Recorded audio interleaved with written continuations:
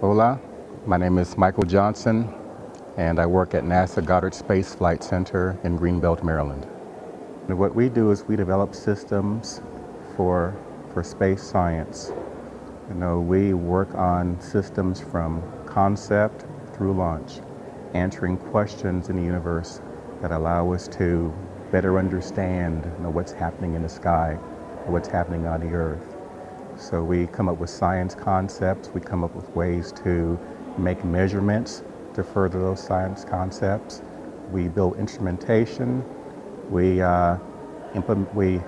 take those instruments and incorporate them into space flight systems, see them off into space, get the measurement data, analyze, and increase our awareness of Earth and of space.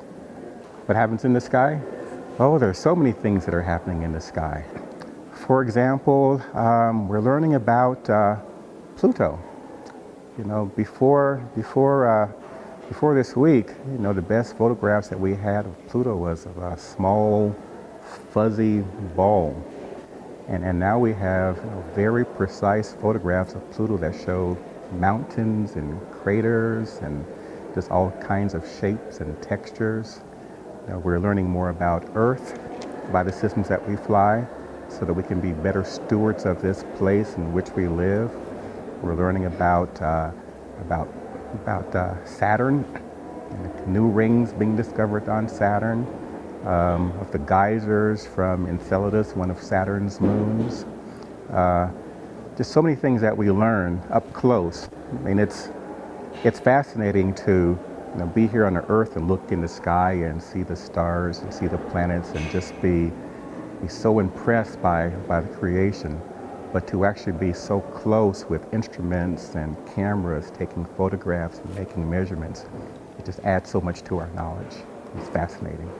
I think what really most fascinates me is it's like I mentioned before, where sometimes I go into my backyard at night and I look into the sky and I see so many stars and I see planets, and I feel so in awe of what I see. And working for NASA, I have a chance to work with some very brilliant scientists and brilliant engineers to develop systems that we launch off to the planets so that we can learn more about them. And by learning more about them, we can learn more about our planet here and learn more about us.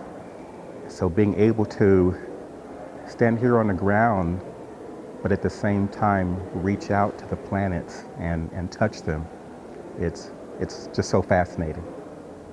In my free time, the little bit of free time I have, I like to spend time with my wife. My wife is precious, and every day I have with her is a blessing from God. So I really enjoy that. I love to spend time with my children. They're my gifts from God, and I love to spend time with them. I love to do woodwork as well. I have a little shop in the basement, and every now and then I can get down there and create some wooden things that we have in our home. So just to use my hands. It's nice to use my hands instead of having to use my brain all the time.